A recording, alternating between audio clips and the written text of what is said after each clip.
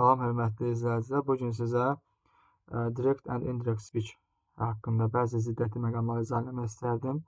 Bildiyimiz kimi yeni nəşr olmuş 11-ci siniflər üçün olan 2025-ci ildə nəşr olmuş test toplusunda bəzi məqamlar verilib ki, hansı ki, abituriyentlər burada biraz çətinlik çəkirlər.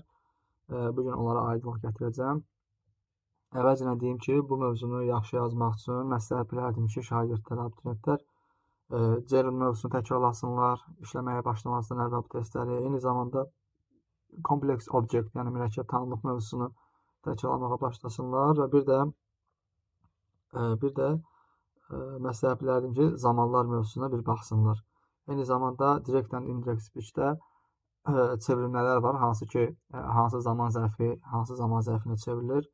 Onları mən sizə göstərmək istərdim. Öz müəllif olduğum kitabda bu haqda məlumat vermişəm son səhifələrdə. Əvvəlcə onu sizlə tanış etmək istərdim.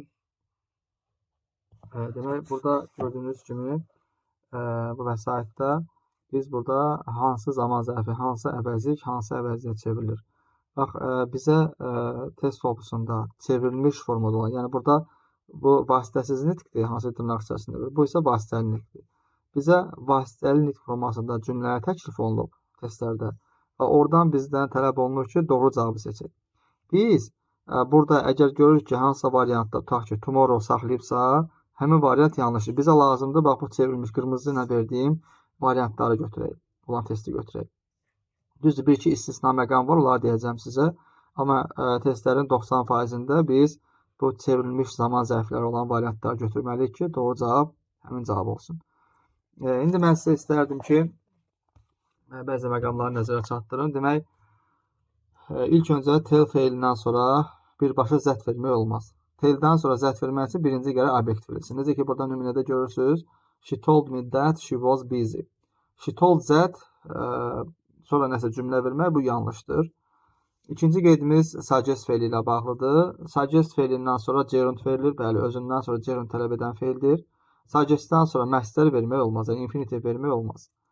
Üçüncü qeydimiz suggest feili baş cümlədə keçmiş zamanda olsa da, ondan sonra gələn budaq cümlədə olan heç bir feil keçmişdə verilmir. Yəni, Tom suggested that we have a meeting tomorrow. Yəni, burada biz suggested we had a meeting olsa səhvdir, bu yanlış. Artıq bu variantı biz yanlış variant kimi götürəcəyik. Və sonuncu qeydimizdə də deməli, nəzər salsaq, sonuncu qeydimizə burada görürük ki, nə qeyd olunub? Suggest feilindən sonra obyektal, şəxs əvəzi və hər hansı bir digər şəxs verilə bilməz. Yəni, suggestdən sonra obyekt verib, sonra nəsə feil vermək doğru deyil. Necə ki, nümunədə görürsünüz, she suggested me going to the doctor. Bu variant yanlışdır. Me olmaz. Birbaşa ya gerund verməliyik ki, mübtəda xəbərli cümlə veririk. Sadəcə həmin cümlə, bax, burada gördüyünüz kimi indiki zamanda olmalıdır. Bax, bu qeydləri ya da saxlamalısınız, qeydlərinizi aparın. Mən testlər üzərində də bunu sizə izah edim. Testlərə baxırıq. Məsələn, suggestdən daha çox danışdığımız üçün burada bir testimiz var. 138-ci test. 138-ci testdə görürsünüz ki, suggestdən sonra ing verib. Bəli, bu doğrudur. Suggest özündən sonra gerund tələb edir. İkinci cümləmizdə də doğrudur. Suggest zamana girsə də burada had yox, elə have verməmiz doğrudur. Çünki suggestdən sonra gələn feil keçmiş zamanlarda işlənmir. 3 səhvdir. Suggestdən sonra gerund olmalıdır. 4 də səhvdir. Suggestdən sonra məstər vermək olmalı. Doğru cavabımız 1 və 2 olacaq. 137-ci testə baxaq. Ask'dan sonra, bəli, bir feildən sonra ikinci feil to ilə verilir, doğrudur. İkincidə ask'dan sonra to'muz yoxdur, to məstər hissəci yoxdur. Üçüncü bəndə baxırıq. Üçüncü bənddə suggestdən sonra to verib, bəli, suggestdən sonra biz demişdik ki, məstər hissəci vermək olmaz. 4-də isə suggestdən sonra to verilib, bəli, doğrudur. Suggestdən, daha sonra ask'dan sonra to verilib, doğrudur. Ask ümumiyyətlə mürəkkəb tanımlığının 3-cü qrup feillərindəndir. Hansı ki, ask'dan sonra obyekt, sonra to ilə feil verilməlidir. Bəli, doğru cavabımız olacaq burada 1 və 4. Digər testimizə baxırıq. Yenə suggest ilə bağlı variantımız var burada, testimiz var burada. 135-də, demək, 135-ci testdə suggestdən sonra that verib, I should go to the doctor. Saxlayaq bu variantı, gələcəm bu varianta. Say özündən sonra, say ümumiyyətlə biz sözünündə də keçmişik. Say'dən sonra şəxs veriksə to verməz. Say özündən sonra to ilə şəxs tələb edirəm. Say to me. Said to him belə bir şey verməliyik biz. Ona görə burada ikinci bəndi yanlış götürürük. Said to me olmalıydı. 3'te de biz dedik ki bayaqki suggest feilindən sonra obyekt şəxs əvəzi vermək olmaz. 4 doğrudur. Doğru cavabımız olacaq 1 və 4 D variantı. Digər testimizə baxaq. İlk başlarda verilmiş 113-cü testə baxırıq. 113-cü testdə demək, suggestdən sonra obyekt verib səhv, suggestdən sonra to verib səhv, suggestdən sonra that verib visiting verib. Yəni suggestdən sonra that veririksə mübtəda xəbərli cümlə olmalıdır. Burada gerund verib, that-dən sonra yox, birbaşa gerund olmalıdır. D variantında doğrudur, D variantı doğrudur. Suggestdən sonra that, sonra mübtəda xəbərli cümlə və fikir verin, yenə suggest feili keçmişdə olsa da burada visit feilimiz birinci formada, indiki zamandadır. Y variantında da ki suggested visiting olmalıydı. Doğru cavabımız oldu burada D variantı. Digər testlərimizdən bir ikisini izah eləmək istərdim sizə. Məsələn, burada 139-u izah eləmək istərdim. 139-a baxırıq. Suggested trying olmalıydı, bir səhv. Suggested that we try the new restaurant tonight. Bəli, düzdür. 3-də order feilindən sonra ikinci feil to ilə verilməlidir. Bu səhvdir. Order gerund işləyən feil deyil. 3 səhvdir. Deməli, səhv hansı oldu burada? 1-3-ə artıq səhv götürdük biz. 1-3 olan variantları atırıq. Cavab qalır 2-4-5. 2-4-5'ə baxaq. 2, bəli, biz dedik ki, suggestdən sonra that verib, sonra mübtəda xəbərli cümlə verib və bu da zamana girməyib. Bəli, doğrudur.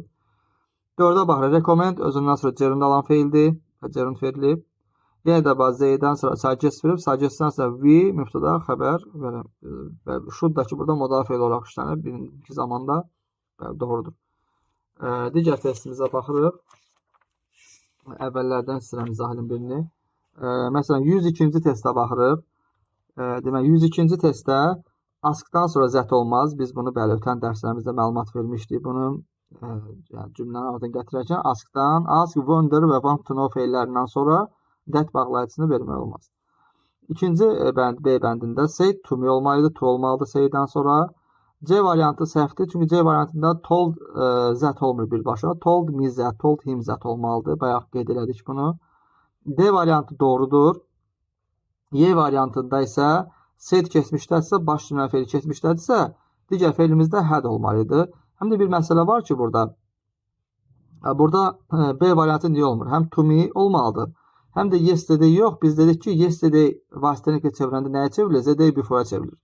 Çevrilmiş variant olmalı. Yəni, yesterday'ləri burada A ilə B variantlarını elə biz the day before variantına çevrilməlidir. Yəni, bu vasitəlik olduğuna görə bunlar çevrilmiş variantda olmalıdırlar. Bayaq dedik ki, kitabda da göstərdik bunu ki, demək, biz vasitəliklə, vasitəliklə cümləni çevirərkən biz bax bu qırmızı olan hissələri götürməliyik doğru cavab.